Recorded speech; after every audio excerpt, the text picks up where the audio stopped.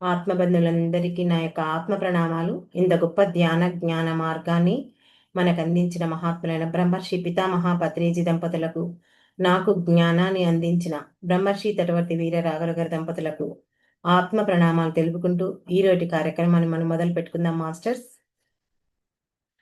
జీవితంలో మనం విజయం సాధించాలంటే మనలో ద్వేషం, అసూయ, పగ, ప్రతీకారం ఇవేవి ఉండకూడదు. దీని గురించి కొంత తెలుసుకుందాం. చూడండి, ఈ ప్రపంచంలో ప్రతి మనిషి విజయం సాధించాలని ఎవరికైనా సరే ఉంటుంది, అదే కోరుకుంటారు కూడా. మరి కొంతమంది ధనంలో విజయాన్ని సాధిస్తారు, కొంతమంది పదవిలో విజయాన్ని సాధిస్తారు, మరి కొంతమంది పేరు ప్రతిష్టల్లో విజయాన్ని వెతుకుతారు.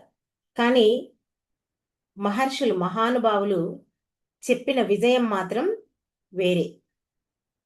ఏం చెప్తున్నారు ఆ మహర్షులు, మహాత్ములు అంటే, మన మనస్సును అనే కంటే ఎవరి మనస్సును వారు జయిస్తేనే వాళ్ళే నిజమైనటువంటి విజేతలు అని ఇక్కడ మహర్షులు చెప్తున్నారు. అంటే తనలోని అజ్ఞానాన్ని ఎవరైతే తొలగించుకుంటారో వాళ్ళే నిజమైనటువంటి విజేతలు. తనలోని చెడు గుణాలను జయించిన వాడే జీవితంలో నిజంగా గెలిచినవాడు. మనిషి ఎంతసేపు బయట ఉన్న శత్రువుల కంటే లోపల ఉన్న శత్రువులే ప్రమాదకరమైనవి మనిషికి. కానీ ఒకటి గుర్తుపెట్టుకోండి, బయట ఉన్నటువంటి శత్రువు మనల్ని ఒకసారి మాత్రమే గాయపరచగలడు. కానీ మన లోపల ఉన్నటువంటి, ఇప్పుడు చెప్పుకున్నామే, ద్వేషం, అసూయ, పగ, ప్రతీకారం, ఈ 4 విషసర్పాల్లాగా ప్రతిరోజు మనల్ని కాటేస్తూనే ఉంటాయి. ఇవి కనుక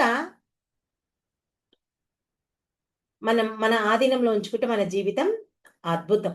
కానీ ఇవి మనలో ఉండడం కారణంగా ఇక్కడ ఏం చేస్తున్నామంటే, మనం ఏమి చేయాల్సిన అవసరం లేదు. అవి మనలో ఉన్నటువంటి శాంతిని దోచుకుంటున్నాయి, మన ఆనందాన్ని నాశనం చేస్తున్నాయి. పేరుకు మనం ధ్యానం చేస్తున్నాం, ధ్యానులం. కానీ ఆ ధ్యానం ద్వారా పొందినటువంటి శక్తిని కూడా ఈ 4 కరిగించేస్తున్నాయి. అందుకే వీటి గురించి కొంత మనం తెలుసుకుందాం. మొట్టమొదటిగా మనం ద్వేషం. ద్వేషం చూడండి, ఎదుటి మనిషిని కాల్చే అగ్ని కాదు ఈ ద్వేషం అనేది. మనలో కనుక ఈ ద్వేషం ఉంటే ముందుగా కాల్చేది ఎవరిని అంటే మనల్ని మనమే కాల్చుకునే అగ్ని. మనం ఎవరినైనా ద్వేషిస్తున్నప్పుడు మనకు తెలియకుండానే మనకు ఒక వ్యక్తి పైన ద్వేషం ఉంది, మనం ఏమీ ఆలోచించట్లేదు, కానీ మనకు తెలియకుండానే మన మనసులో వాళ్ళ గురించే పదే పదే పదే పదే గుర్తు చేసుకుంటుంటాం. మీరు గమనించి చూడండి, ఎవరితోనైనా మనకు సరిపోకపోతే వాళ్ళతో మాట్లాడడం దూరంగానే ఉంటాం, కానీ పదే పదే వాళ్ళపై మన మనసు పోతుంది. మనం అనుకుంటున్నాం, నేను ద్వేషించి వాళ్ళతో మాట్లాడకుండా వాళ్ళని శిక్షిస్తున్నాను అని మనం సంతోషపడతాం. కానీ నిజానికి మన ప్రశాంతతను దూరం చేసేది ఏంటి అంటే, మనం ఎవరిపైనైతే ద్వేషాన్ని పెట్టుకున్నామో ఆ ద్వేషమే మనల్ని క్షణక్షణం నశింపచేస్తుంది. చూడండి, ఉదాహరణకు నిప్పు కణిక ఉంది. ఆ నిప్పు కనుక మన ఎదుటి వ్యక్తిపై ద్వేషం ఎవరిపై అయితే ఉందో వాళ్ళపై విసరాలని పట్టుకున్నా, నువ్వు ఎదుటి వ్యక్తిపై విసరాలి అనే లోపే మొట్టమొదట కాలేది ఎవరికి అంటే నీ చెయ్యి నీకు కాలుతుంది. మరి ఈ ద్వేషం కూడా అంతే అండి. నీవు ఎవరిపైనైతే ద్వేషం పెట్టుకున్నావో వాళ్ళ పైన నీవేమి అనలేవు, కానీ నీ హృదయాన్ని పదే పదే కొరికేస్తుంటుంది. ఒక మన ఇంటికి కనుక చెద పురుగు పడితే ఆ చెద ఎలా కొరికేస్తుందో ఆ తలుపును, అలా నీ హృదయాన్ని కొరికేస్తుంది. తర్వాతనే ఎదుటి వ్యక్తి వరకు వెళ్తుంది. చూడండి, మనం కనుక దీనికి ఎగ్జాంపుల్గా బుద్ధుడిని కనుక తీసుకుంటే, బుద్ధుడి దగ్గరికి ఒక వ్యక్తి ఎందుకో వచ్చాడు, లేదా బుద్ధుడే ఎవరి దగ్గరికో వెళ్ళాడు. వెళితే అతడు ఏం చేశాడంటే బుద్ధుడిని ఎడాపెడా బాగా తిట్టాడు. తిడితే బుద్ధుడు ఏ మాత్రమో తొనకలేదు, బెనకలేదు, ఎదుటి నోటి నుంచి ఒక మాట కూడా మాట్లాడలేదు. అంతగా ద్వేషించిన బుద్ధుడు ఏమీ అనకపోతే ఆ వ్యక్తి ఆశ్చర్యంతో, నేను ఇంతగా తిడుతున్నా నీవేమీ అనటం లేదు అని అడుగుతాడు. అప్పుడు బుద్ధుడు అంటాడు, చూడు, నువ్వేదైనా అనాలనుకుంటే ఇంకెంత అనాలనుకుంటావు అను, నేను దాన్ని ఏమీ పట్టించుకోను. ఇప్పుడు చూడండి, నాకేదైనా ఒక వస్తువు నీకు ఇయ్యాలని అనిపించింది, నేను ఇచ్చాను, నువ్వు తీసుకోలేదు. తీసుకోకపోతే ఆ వస్తువు ఎవరి దగ్గర ఉంటుంది అంటే, ఎవరైతే ఇస్తున్నారో తీసుకోలేదు ఇచ్చిన వ్యక్తి దగ్గరే ఉంటుంది. తీసుకున్న వ్యక్తి తీసుకోలేదు, ఎదుటి వ్యక్తి తీసుకోలేదు, ఇచ్చే వ్యక్తి దగ్గరే ఉంటుంది. అలాగే నువ్వు ఇప్పుడు ఎన్ని రకాలుగా నేను ద్వేషించావు, కాబట్టి నేను ఏ ఒక్కటి నీ యొక్క తిట్టును నేను స్వీకరించలేదు. అంటే అవన్నీ ఎవరికి చెందాయంటే నీకే చెందాయి. అలాగే నీ యొక్క కోపాన్ని, ద్వేషాన్ని ఎవరైతే పెట్టుకుంటారో వాళ్ళకే నష్టం, అంతే తప్ప ఎదుటి వ్యక్తికి నష్టం లేదు అని చెప్పేసి బుద్ధుడు బాగా అర్థమయ్యేటట్టు చెప్తాడంటే. అంటే ధ్యానం అంటే ఏదో కళ్ళు మూసుకొని కూర్చొని ధ్యానం చేయడం ఒకటే కాదండి. ధ్యానం ఇవన్నిటిని మనకు నేర్పుతుంది. ఏం నేర్పుతుంది? మనం ఇంతకుముందు ధ్యానంలోకి రాకముందు ఎవరిపైనైనా మనకి ఇష్టం లేకుంటే ఆ వ్యక్తి పైన ద్వేషంతో అలాగే మనసులో పెట్టుకొని ఉండేవాళ్ళం, అవునా కాదా? కానీ ఇప్పుడేం చేస్తున్నాం?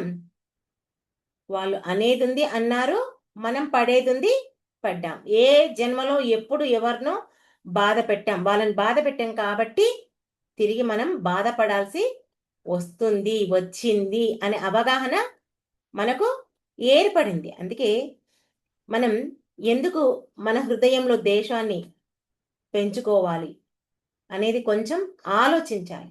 ఒకటే గుర్తుపెట్టుకోవాలి, మన హృదయంలో ఎప్పుడూ ప్రేమ ఉండాలి. ప్రేమకు నిలయం కావాలి మన హృదయం, ద్వేషానికి నిలయం కాకూడదు. ఇది ఒక్కటి గుర్తుపెట్టుకుంటే మనం ఎవరిపైన ద్వేషాన్ని ఉంచుకోం. మరి నెక్స్ట్ అసూయ. ఈ అసూయ అనేది ఇతరుల ఆనందాన్ని చూసి బాధపడే ఒక విచిత్రమైనటువంటి వ్యాధి అని చెప్పవచ్చు అసూయ. ఎందుకు? మన పక్కింటి వాడి ఇల్లు కొంటే మనకే బాధ, మన యొక్క తోటి ఉద్యోగికి అనుకోండి, ఒక స్నేహితుడికి అనుకోండి, లేదా ఒక స్నేహితురాలికి అనుకోండి, లేదా మన తోడబుట్టిన వాళ్ళకనుకోండి, వాళ్ళు జీవితంలో ఉన్నతంగా ఎదిగారు, దానికి మనకే బాధ. ఒక ఉద్యోగికి, సాటి వ్యక్తికి, మనతో ఉద్యోగం చేసే వ్యక్తికి ప్రమోషన్ వచ్చిందండి, ఆ ప్రమోషన్ చూసి మనకే బాధ. అంటే ఇతర వ్యక్తుల పట్ల విజయం ఏదైతే వాళ్ళు పొందారో ఆ విజయం వల్ల మనకేం నష్టం లేదు, కానీ మనమే మన మనస్సును ప్రశాంతంగా ఉంచుకోం. ఇక్కడ గుర్తుపెట్టుకోండి, ఒక దీపం మరొక దీపాన్ని వెలిగిస్తే వెలుగు తగ్గదండి. ఏ దీపం వెలుతురు దానికే. అలాగే ఒకరి విజయం మన యొక్క జీవితానికి ఏమి అడ్డంకు కాదు, ఎవరి జీవితం వాళ్ళదే. ఇది బాగా గుర్తుపెట్టుకోవాలి. కానీ ఈ అసూయ ఉన్నటువంటి మనసు ఈ సత్యాన్ని చూడదు, ఎంతసేపు అసూయ చెందుతుంది. ఎందుకు? సాటి వ్యక్తితో నీవు పోలిక పెట్టుకున్నావు కాబట్టి. మనకు మన గురువు పత్రిజీ గారు చెప్పారండి, ప్రతి ఒక్క ఆత్మ ఈ భూమిపై తన ఉన్నత స్థానానికి, ఉన్నత దశకు చేరుకోవడానికే ఈ మానవ జన్మ ప్రయాణం చేస్తుంది. ఎందుకంటే ఎవరి కర్మానుసారం వాళ్ళు ఈ భూమి మీదకి వచ్చారు. అవునా? ఎవరి కాలానుగుణంగా, ఎవరి సమయానుగుణంగా వాళ్ళ యొక్క జీవితాన్ని ఉన్నత దశకు తీసుకెళ్ళడానికి అవకాశం ఉంటుంది. ఎవరెవరి అనుభవాలు వాళ్ళవి, ఎవరెవరి పాఠాలు వాళ్ళవి, ఎవరెవరి కర్మలు వాళ్ళవి. ఇవన్నీ గుర్తుపెట్టుకోవాలి. మరి ఎవరి కర్మానుసారం వాళ్ళ జీవితం ఉన్నప్పుడు మనం సాటి వ్యక్తిపై పోలిక ఎలా పెట్టుకుంటాం? అసలు పోలిక ఎందుకు? ఇతరుల యొక్క విజయాన్ని చూసి నీవు అసూయ చెందొద్దు. ఆ వ్యక్తి ఏం చేస్తే ఆ స్థితికి చేరుకున్నాడు అనే విషయాన్ని నీవు గమనించాలి. అది ఒక ప్రేరణగా తీసుకోవాలి. నీ జీవితానికి ఒక పాఠంగా తీసుకోవాలి. ఆ వ్యక్తి సాధించగలిగిండు అంటే నేనెందుకు సాధించలేను? నేను కూడా సాధించగలను. నాలో కూడా ఆ శక్తి ఉంది. అతనికి, ఆ వ్యక్తికి, ఆ స్త్రీకి, ఆ స్నేహితురాలికి, ఆ ఉద్యోగస్తుడికి ఎలా అయితే భగవంతుడు 2 కాళ్ళు 2 చేతులు, ఆ మెదడును, ఆ యొక్క జ్ఞానాన్ని ఎలా ఇచ్చాడో నాకు కూడా ఇచ్చాడు. నేను ఎలా ఉన్నానో తను కూడా అలాగే ఉంది. ఆమెకి ఎలా సాధ్యమయ్యింది నాకెలా సాధ్యం కాదు. ఏం చేస్తే ఆ వ్యక్తి ఆ దాంట్లో సాధించగలిగింది అని కనుక మనం ఒక్కసారి ఆలోచిస్తే ఇతరుల వ్యక్తులపై మనం అసూయను పెంచుకోమండి. ఆ అసూయే శక్తిగా మార్చుకోవడానికి మనలో ఆ కసి అనేది ఉండాలి. అంతే తప్ప అసూయను పెంచుకొని మనం జీవితాంతం బాధపడకూడదు. మన జీవితంలో ఉన్నత స్థితికి చేరుకోకుండా ఆ సాటి వ్యక్తిపై అసూయను పెంచుకుంటే మనకే నష్టం తప్ప వాళ్ళకేమీ కాదు. నెక్స్ట్, పగ. పగ అంటే సంవత్సరాల తరబడి మన మనసులో మోసేటటువంటి ఒక భారమైన విషయం అండి. చూడండి, ఎవరో ఎప్పుడో మనకు అన్యాయం చేశారు. కానీ మనం ఆ సంఘటనను, ఆ విషయాన్ని ప్రతిరోజు గుర్తు చేసుకుంటూ ఎంతో మదన పడతాం. ఆ వ్యక్తి తన యొక్క జీవితాన్ని ఎంతో ఆనందంగా జీవిస్తున్నాడు. తన యొక్క జీవితాన్ని చక్కగా గడుపుతున్నాడు. కానీ మనం మాత్రం ఏం చేస్తున్నాం? ఆ పాత విషయాన్ని మళ్ళీ మళ్ళీ మళ్ళీ మళ్ళీ గుర్తు చేసుకుంటూ దాని గురించే బాధపడుతున్నాం. అవునా? ఎందుకంటే చూడండి, ఉదాహరణకు ఒక వ్యక్తి తన భుజాలపై ఒక సంచి మోసుకొని నడుస్తున్నాడని ఊహించుకోండి. కొంత దూరం వెళ్ళిన తర్వాత ఆ సంచి బరువెక్కుతుంది. అతనికి బరువైతుంది కొంతసేపటికి. కదా! మరి అట్లాగే ఈ పగను ఎవరైతే మోస్తున్నారో, ఎవరిపై అయితే నీకు ద్వేషం, ఆ ద్వేషమే అసూయగా, అసూయనే పగగా మారుతుంది.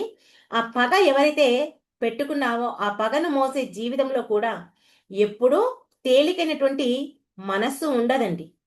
అతని ముఖంలో అసలు ఆనందమే ఉండదు. చిరునవ్వే ఉండదు. ఎందుకంటే అతడు తన గతం గురించి తన భుజాలపై మోస్తున్నాడు. మనం కనుక గమనిస్తే 'మిర్చి' సినిమాలో ప్రభాస్ హీరో, గుర్తుండొచ్చు మీకందరికీ. ఆ! వాళ్ళ యొక్క ఎప్పుడో పాత ఏమంటారు, పగ. ఆ కుటుంబాలు తరాలు మారినా కూడా వాళ్ళ యొక్క పగ. ఈసారి వీడు చంపితే ప్రభాస్ వాళ్ళ వైపు వాడు, ఎదుటి వ్యక్తి వాళ్ళ వైపు ఉన్నటువంటి వ్యక్తిని చంపితే, ఆ ఎదుటి వ్యక్తి ఈ ప్రభాస్ వాళ్ళ దిక్కు ఉన్న వ్యక్తిని చంపాలి. అదే పగ రగిలిపోతుంది. వాళ్ళెప్పుడు ఒంటరిగా దొరుకుతారు? ఎప్పుడు వేషేద్దాం? వాళ్ళు ఎప్పుడు ప్రశాంతంగా తినరు, హాయిగా నిద్రపోరు. అది ఒక సినిమాకే అంకితం కాదండి. మనల్నేదో ఆనందింపచేయనికి, వినోదింపచేయడానికి నటించిన చిత్రం కాదండి. పగ ఎలాంటిదని చూపేయడానికి, మనందరికీ అర్థం అవ్వడానికి ఆ సినిమాను మన ముందు ఉంచారు. అలాగే మన జీవితంలో మనం కూడా ఈ ఆస్తి పంపకాల్లో కానీ, ఇంకెక్కడైనా సరే ఎవరిపైన మనం పగను పెంచుకోవద్దు. పెంచుకుంటే పెంచుకున్న వ్యక్తికే నష్టం, ఎదుటి వ్యక్తికి నష్టం లేదు. అది ఒక అజ్ఞాని మాత్రమే ఆ పగను పెంచుకుంటాడు. జ్ఞాని మాత్రం ఎప్పుడూ గతాన్ని మోసుకోపోడు. ఏం చేస్తాడు జ్ఞాని అంటే, ఆ గతంలో ఏదైతే తనకు జరిగిందో దాని గురించి ఒక పాఠాన్ని నేర్చుకుంటాడు. అంతే తప్ప పగను పెంచుకోడండి. వాళ్ళు అలా చేశారు కాబట్టి నష్టపోయారు. జ్ఞాని అనుకుంటాడు, వాళ్ళు అలా చేశారు కాబట్టి నష్టపోయారు కాబట్టి నేను జీవితంలో అలాంటి పని చెయ్యకూడదని చెప్పేసి ఒక జ్ఞాని మాత్రమే అనుకుంటాడు. అనా నెక్స్ట్ ప్రతీకారం. చాలా మంది ఏమనుకుంటారంటే, వాళ్ళు నాకు జీవితంలో పలాని రోజు అలా చేశారు, నేను కూడా ఎట్టి పరిస్థితులైన వాళ్ళకు ఇది చేసి చూపిస్తాను, నాకేదైతే చేసి చూపించారో నేను అదే చేసి చూపిస్తాను అని ఆ ప్రతీకారం. అంటే వాళ్ళు ఇప్పుడు చెప్పుకున్నాం మనం ఏంటి, ఆ 'మిర్చి' సినిమాలో విలన్‌కు, హీరోకు ఎలా అయితే పోటీగా వాడు 10 బాంబులేసి చంపింటాడు, వీడేం చేస్తాడు నెక్స్ట్ 100 బాంబులేసి చంపాలి అని ఒక ప్లాన్ వేసుకుంటారు. అంటే ప్రతీకారానికి ఎప్పుడు ఒక కొత్త ప్రతీకారమే దారి తీస్తుంది. అంతే కదా! వాడు చేసినట్లు వీడు చేస్తే ప్రతీకారం తీరదు. ఆ ప్రతీకారం తీర్చుకోవడానికి వాడు ఎన్నో రకాల ఆలోచనలు చేయాల్సి వస్తుంది. మరి ఈ ఆలోచనలలో చేసేటప్పుడు ఇంక వాడికి తిండెక్కడ తినగలుగుతాడు, నిద్రెక్కడ పోగలుగుతాడు. ఇది ఎప్పటికీ ముగిసిపోని ఒక గొలుసు లాంటిదండి ఈ ప్రతీకారం అనేది. ఎందుకంటే నేను ఫస్ట్ తీర్చుకున్నాను, తర్వాత నెక్స్ట్ అవతల వ్యక్తి. ఆ అవతల వ్యక్తి తీర్చుకున్నప్పుడు మళ్ళీ ఇతల వ్యక్తి. ఇది గొలుసు. ఒక గొలుసులా చేరుతుంది. అందుకే చూడండి, ఉదాహరణకు ఎవరి మీదైనా మనం బురద చల్లామనుకోండి, ఆ వ్యక్తి ఊరుకుంటాడా? మళ్ళీ మన పైన బురద చల్లుతారు. అప్పుడు ఇద్దరు మురికిగా మారిపోతారు. ఒక వ్యక్తి చల్లాడు, వాడి కర్మ వాడు అని మనం వదిలేసామనుకోండి, వాడి మనస్థితి అంతే అని మనం వదిలేసి ముందుకు వెళ్ళామనుకోండి, అక్కడ ఇంక మన యొక్క వ్యక్తిత్వం అనేది తాకలేదు. ఇది చెప్పడం చాలా ఈజీ, కానీ దీన్ని మన అనుభవంలోకి తెచ్చుకోవాలి. అదే జ్ఞానికి అజ్ఞానికి ఉన్నటువంటి తేడా. ఎందుకంటే ఈ ప్రతీకారం అనేది బలానికి గుర్తు కాదండి. ఏం చేయాలి ఇక్కడ? క్షమించగలగడం బలానికి గుర్తు. క్షమించగలగాలి. ప్రేమించగలగడం మన యొక్క మహోన్నత్వాన్ని చూపిస్తుందండి. మన యొక్క మనసును అదుపులో ఉంచగలగాలి. ఇదే నిజమైనటువంటి మార్గం. నువ్వు ప్రతీకారం తీర్చుకున్నావని నేను ఆ ప్రతీకారానికి కొత్త ప్రతీకారాన్ని వేసే మార్గంలో మనం ఎప్పుడూ ప్రయాణం చెయ్యకూడదు. మనం కనుక గమనిస్తే భగవద్గీతలో శ్రీకృష్ణ భగవానుడు అర్జునుడికి యుద్ధం చేయమని ఎక్కడా చెప్పలేదండి. ఏం చేశాడంటే ధర్మం కోసం పాటుపడమన్నాడు, సమత్వం కోసం పాటుపడమన్నాడు, కర్తవ్య బుద్ధితో నిలబడమని చెప్పాడు శ్రీకృష్ణ భగవానుడు. అది ఆయన ఇచ్చినటువంటి గొప్ప సందేశం. ఇప్పుడు మనందరికీ కూడా పత్రి గారు ఈ శ్వాస మీద ధ్యాస ధ్యానాన్ని అందించారు. మరి ఇక్కడ మనం శ్వాస మీద ధ్యాస ధ్యానాన్ని అందించారు కదని చెప్పేసి కళ్ళు మూసుకొని కూర్చోవడానికా? కాదండి. మనలోని ద్వేషం ఏదైతే ఉందో ఆ ద్వేషాన్ని మనం ప్రేమగా మార్చుకోవడానికి మనకి ఈ మార్గాన్ని ఇచ్చాడు. మనలో ఉన్నటువంటి అసూయను ఏం చేయాలి? ఎదుటి వ్యక్తి ఏ విధంగా అయితే తన జీవితంలో పైకి ఎదిగాడో అది ప్రేరణగా మార్చుకోవడానికి మనకి ఈ ధ్యాన మార్గాన్ని ఇచ్చాడు. మనకున్నటువంటి పగ ఏదైతే ఉందో దానిని క్షమాభిక్ష పెట్టమన్నాడు. ఆ క్షమగా మార్చుకోవడానికి మనకి ధ్యాన మార్గాన్ని ఇచ్చాడు.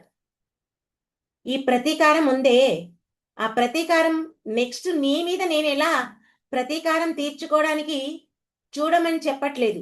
ఏ విధంగా నా దిశలోకి, అంటే నేను ఇప్పుడు ఒక మంచి మార్గంలో ప్రయాణిస్తున్నాను, ఈ మార్గంలోకి నిన్ను ఎలా తీసుకురావాలి అనే జ్ఞానాన్ని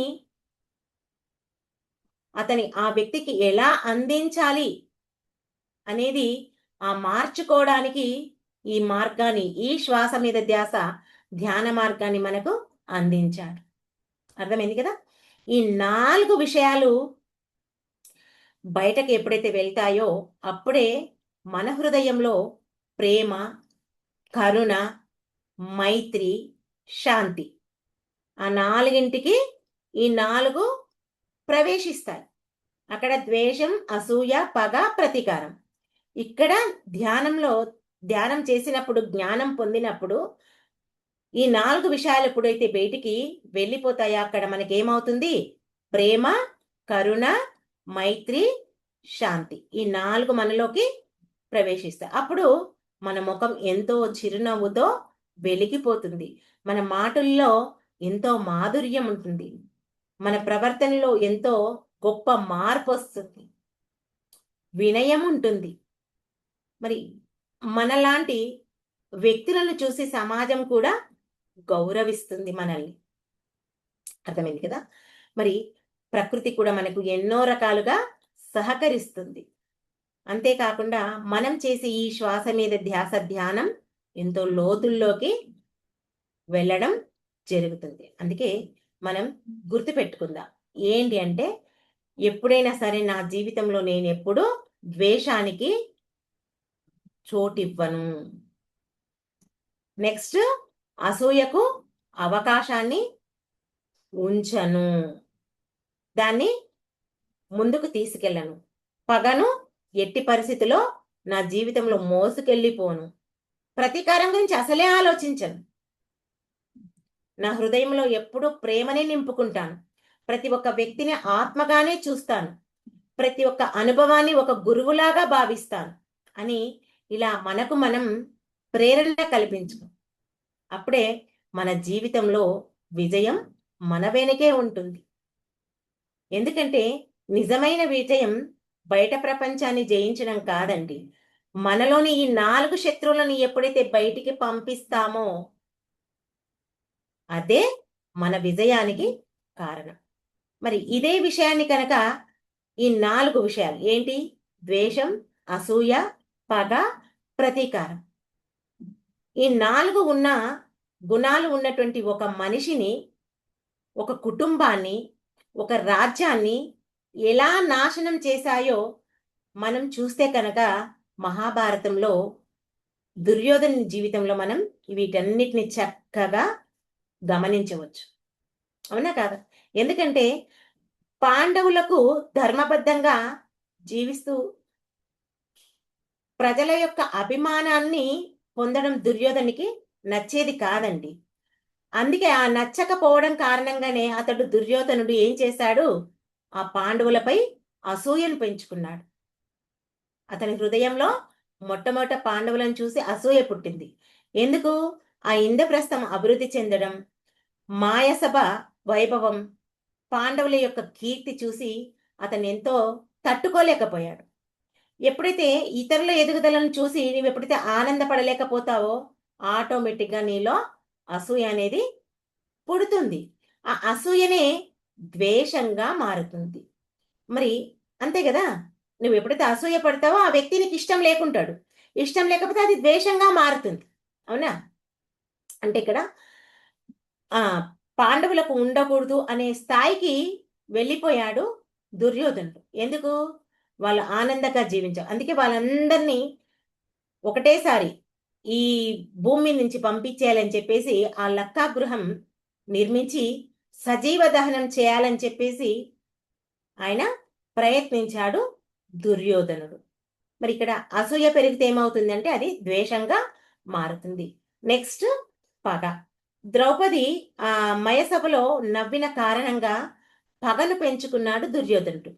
ఈ అవమానాన్ని ఎలాగైనా సరే ప్రతీకారం తీర్చుకోవాలని నిర్ణయించుకున్నాడు. అందుకే ఏం చేశాడు? జూదానికని పిలిచి పాండవులను అవమానించాడు.